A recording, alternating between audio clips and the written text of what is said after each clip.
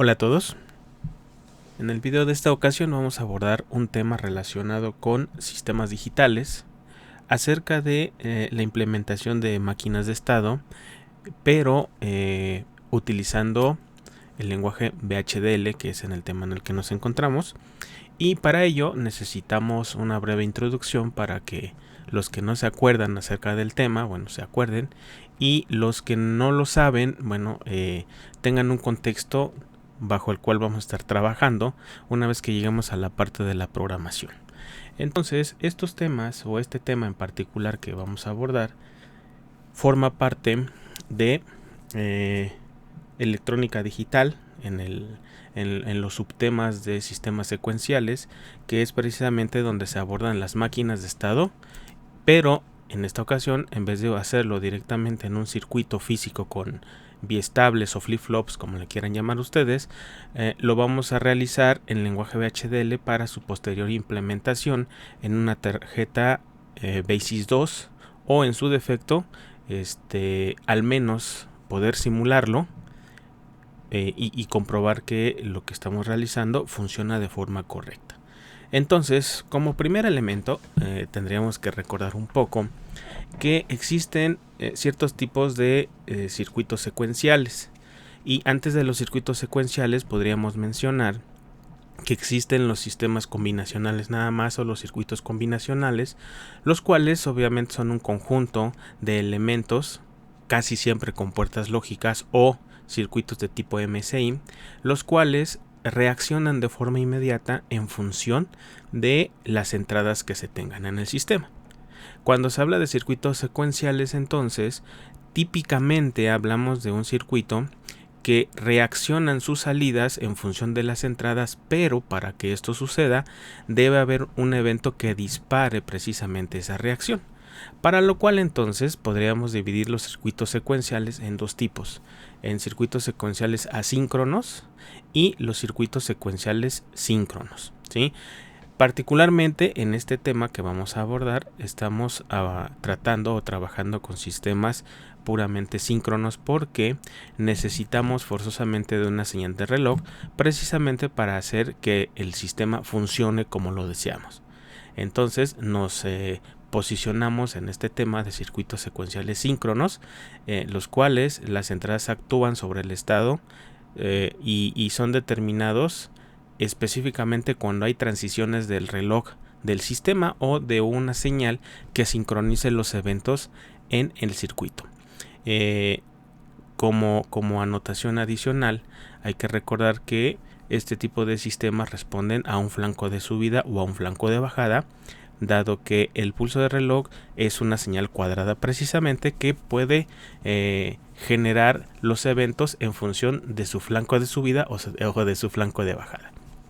Entonces, el diseño de circuitos secuenciales lo vamos a hacer en este momento en base a algo denominado máquinas de estado finitos o máquinas de estado, para lo cual también debemos de entender qué cosa es un estado y qué significa ese concepto. En general, entonces, un estado se puede definir como el conjunto de valores almacenados en los biestables durante un determinado ciclo de reloj. Cuando hablamos de biestables, estamos hablando de flip-flops. Entonces, estos flip-flops son los elementos básicos precisamente para los sistemas secuenciales, dado que los sistemas secuenciales necesitan elementos de memoria. Y entonces los elementos de memoria son precisamente los flip-flops, que en otros términos también son llamados biestables, porque a sus salidas puede tener solamente dos posibles valores, un 0 o un 1. Recordando a lo mejor un poquito antes de eso, los flip-flops están formados por compuertas NAND o NOR, según convenga, NAND o NOR, según convenga, y ya haciendo un encapsulado con arreglos de este tipo de compuertas para generar los flip-flops, hay que recordar que existen varios tipos de ellos. Está el JK, el SR, el D y el T. Como también un comentario adicional, casi siempre los elementos que son programables, en este caso los FPGAs o los PLDs en general, que incorporan un flip-flop regularmente incorporan flip-flops de tipo D porque son los más sencillos de modelar desde el punto de vista tabla de transiciones. Sin embargo, obviamente ya en la electrónica digital el más utilizado es el flip-flop de tipo JK porque con él podemos generar las tablas de verdad de los otros tres tipos de flip-flops. Bueno, en general entonces un circuito con n flip-flops o biestables podrá tener 2 a la n estados posibles, ¿sí? Es decir, entre más flip-flops se tengan, más grande podemos generar la máquina de estados. Ahora bien, los estados contienen la información relevante que debe almacenar el circuito, es decir, son posiciones específicas en el tiempo que pueden guardar la salida o pueden guardar un estado en particular en el cual deba encontrarse el circuito antes de que ocurra otra transición u otro pulso de reloj en general. Entonces, ya como definición más formal, la definición de máquina de estados sería que es un sistema o representa un sistema como un conjunto de estados, de transiciones entre ellos junto con las entradas y salidas asociadas. Es decir, es cierto que podemos tener 2 a la n estados, pero también la máquina de estados contiene las transiciones en función de las entradas y también vienen especificadas las salidas en función de esa transición que se haya generado.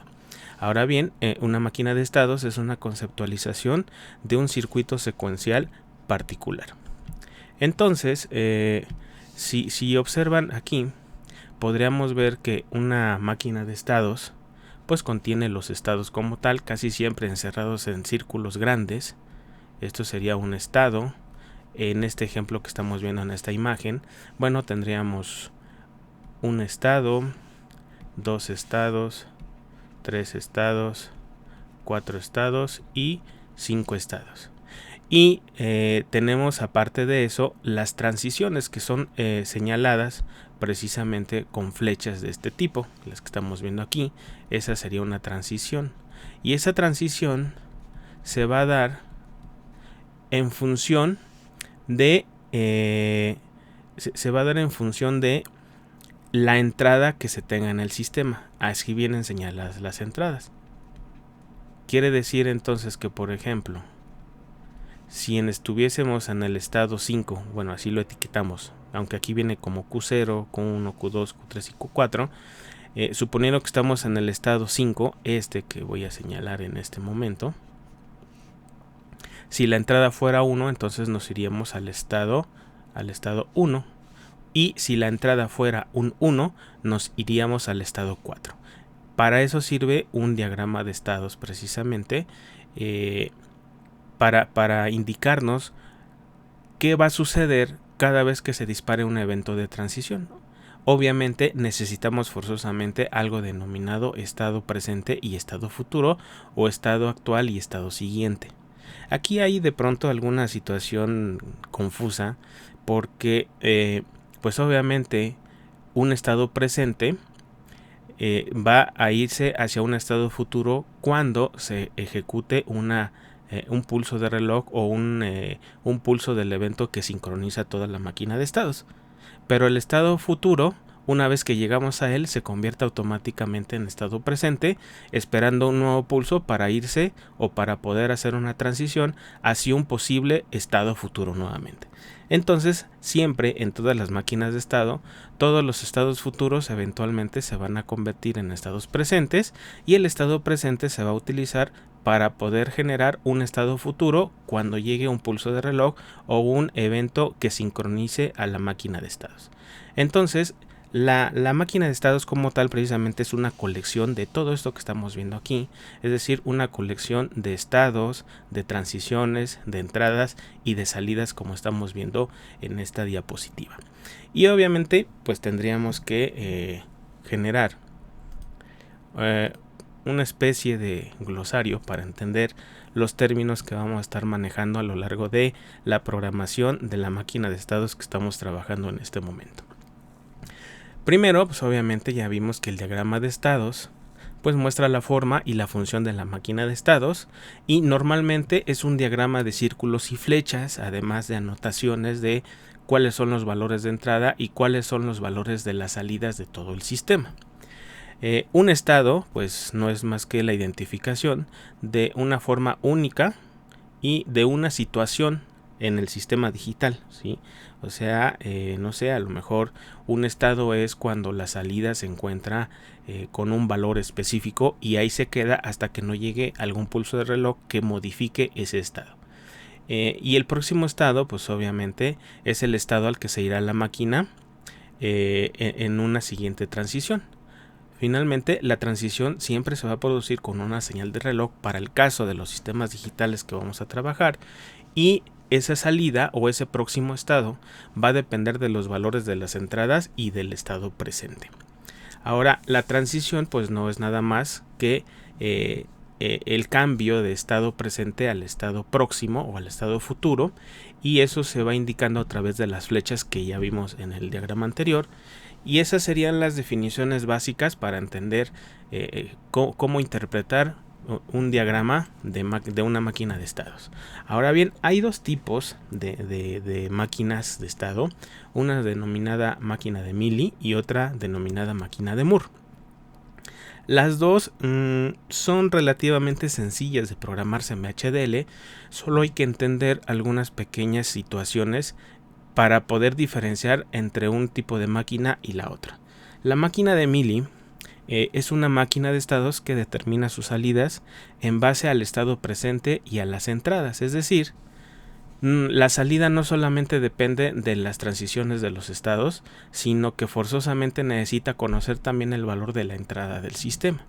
A diferencia de una máquina de Moore, que en ella se determina la salida solo en base al estado presente, y sí es cierto que depende de la entrada, pero las salidas como tal solamente dependen de en qué valor de estado estábamos en un paso anterior, para ver hacia un paso futuro o una transición futura el valor correspondiente de las salidas.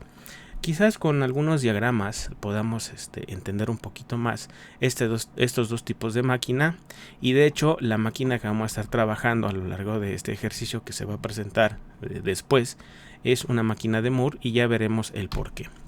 Entonces ya vimos que hay tipos de máquinas secuenciales, son de Mealy y son de Moore. En este caso estamos viendo un diagrama de una máquina de Mealy. Particularmente quiero que observen que efectivamente tenemos una salida, pero en esa salida se necesita, para poder determinarla, los valores de salida de los registros, pero directamente desde la entrada pueden ver aquí en esta posición que también se necesita conocer el valor de la entrada para poder especificar la salida. Ahora, hay máquinas asíncronas y síncronas. La que estamos trabajando nosotros, o la que vamos a trabajar, es una de tipo síncrono porque necesita forzosamente un pulso de reloj o pulsos de reloj, pero en ambos casos, ya sea síncrono o asíncrono, necesitamos forzosamente conocer el valor de las entradas. Aquí tenemos la entrada, para que se pueda determinar el valor de la salida. ¿Sí? Si no conocemos el valor de la entrada, el valor de la salida no lo podremos conocer. Entonces, un ejemplo de cómo funciona o cómo sería una tabla de verdad de este tipo, pues sería una máquina de estados como la que estamos viendo en pantalla. Aquí podemos ver que tenemos tres estados: el estado A, B y C, que en algún momento van a ser estados presentes, ¿sí? Y que dependiendo del valor de la entrada X, aquí tenemos anotada la entrada X, dado que solamente es un bit, puede ser un 0 o un 1 la entrada, podemos saber a través de esta tabla de transiciones cuál es el estado futuro y cuál es la salida correspondiente en función a la entrada correspondiente. Fíjense que para cada valor de estado presente y entrada X tenemos un par de elementos diseñados o especificados, como estado futuro y valor de la salida. Es decir, Podemos ver los estados presentes. Es decir, todos los estados A, B y C ya están bien identificados, normalmente son los círculos grandes. Y después tenemos las transiciones correspondientes a los valores de entrada a los valores de entrada y el estado presente correspondiente. Por ejemplo, vamos a trabajar con este estado, el estado A, y cabe señalar que esta notación 0 diagonal 1 significaría entrada diagonal cuál es el valor de la salida para esa transición o cuando ocurre ese evento para esa transición en particular. Entonces podemos ver que para cuando se está en el estado presente A, es decir, estuviésemos en el estado A, nuestra salida particularmente depende de qué valor tenemos en la entrada. Si estamos con un valor de entrada 0, es decir, este numerito que estoy señalando, entonces nos iríamos al estado B. De hecho, aquí viene especificado que tendríamos que ir al estado B, pero la salida es un valor 1. ¿Cuál es la salida? Este numerito que está acá. Sin embargo, si en ese mismo estado, en vez de que la entrada fuera 0, fuera 1, que de hecho es esta otra flecha que estoy señalando ahorita, aquí está el 1, entonces la salida no va a ser 1, va a ser un 0. Entonces observen que para un estado presente y después un estado futuro, podemos tener dos posibles valores de salida dependiendo del valor de la entrada. De hecho, aquí en esta primera fila, ¿sí?, podemos ver que si el estado presente es A y la entrada es un 1, el siguiente estado va a ser C, pero el valor de la salida va a ser un 0. Y así podríamos ir leyendo cada uno de los valores de las tablas de transición. Voy a hacer un segundo ejemplo nada más. Por ejemplo, si nos posicionamos en el estado B, si la entrada es 0, podemos ver aquí que hay un 0 particularmente. Y de hecho aquí tendríamos que ver que la entrada es 0. El siguiente estado según esta tabla de estados es B. Es decir, se queda en el mismo estado. Pero si la entrada es un 1, entonces el estado siguiente tiene que ser A. Tendremos que buscar cuál es la salida o cuál es la segunda transición. Sería esta. Aquí tenemos el 1, que es el de la entrada. Y posteriormente, ya sea si la entrada es 0 o la entrada es 1, podemos ver que para el primer caso, la salida es 0 y para el segundo caso, la salida es 1. De hecho, aquí viene especificado que si la entrada X es 0 y el estado anterior es B, el estado siguiente genera una salida 0. Entonces, eso es algo muy importante de entender de las máquinas de Mealy, que la salida depende tanto del estado presente como de la entrada del sistema. En este caso solamente es un bit. Bien, entonces, esto es un ejemplo de cómo se lee un diagrama de estados. Particularmente también podemos ver que si tenemos una sola entrada, pues obviamente podríamos tener dos posibles valores para las transiciones, es decir, un 0 y un 1. Si tuviésemos un valor de entrada de 2 bits, pues entonces con 2 bits podemos generar 4 posibles transiciones. ¿Por qué? Porque con 2 bits podemos tener 4 combinaciones y nos generaría 4 flechas de salida. Es decir, siempre tendríamos que observar cuáles son las entradas para poder determinar cuáles son las posibles transiciones de un estado a otro estado. Bien, vamos a avanzar en una siguiente diapositiva en la cual pueden ver ustedes que ya estamos viendo una máquina de Moore. La máquina de Moore, observen que las salidas en ningún momento dependen de algún tipo de entrada. En el diagrama de Moore, observen que algo de la entrada se tendría que ir hacia la salida. Obviamente aquí en la máquina de Moore no existe tal elemento, ¿sí? Aquí como que me anda fallando un poquito la flecha. Es decir, la entrada pues en ningún momento decide cuál es la salida. Sin embargo, la salida se genera a través de los registros y la lógica combinatoria, que es así es afectada por los valores de la entrada. Otra situación de los sistemas secuenciales es que son retroalimentados, en el sentido de que algún valor de la salida tiene que retornar hacia la entrada para saber cuál es el estado actual, y en función de eso saber cuál es el estado siguiente. Entonces, igual hay dos tipos de máquinas de Moore, de tipo asíncrono y de tipo síncrono.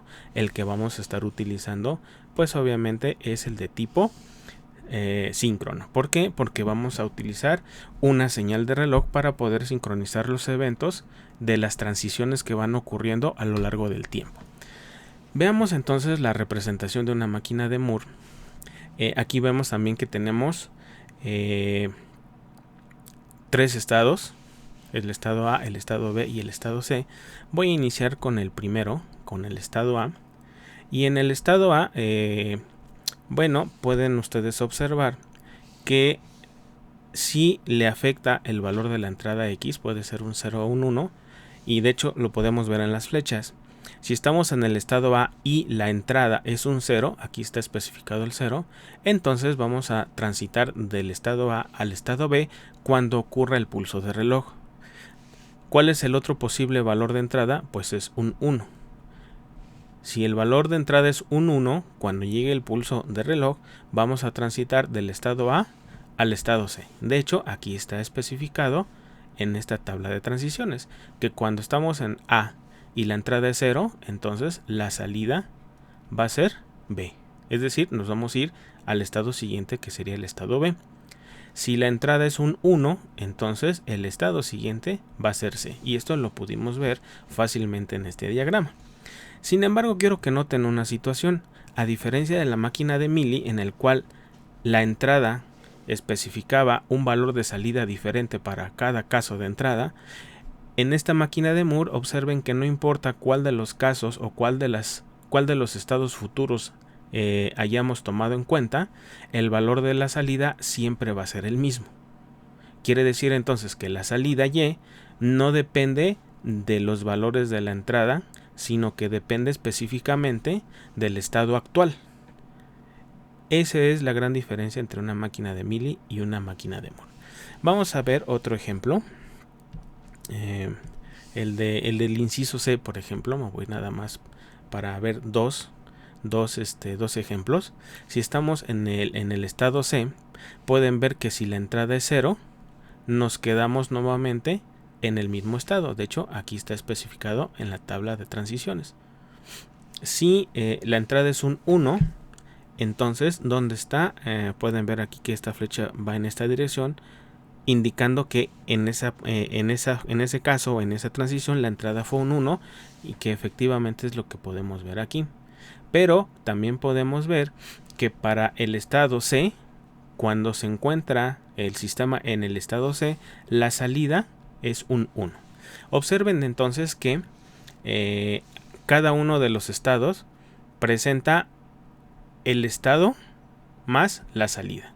Es decir, esto que está en el interior de los estados, o de la representación de los estados, está especificando estado y está especificando salida del sistema.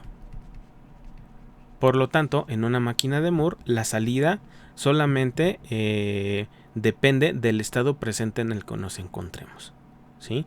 Observen que también para el B, aquí tenemos B con su salida 0, y de hecho aquí podemos ver que si estamos en el estado presente B, la salida va a estar en 0.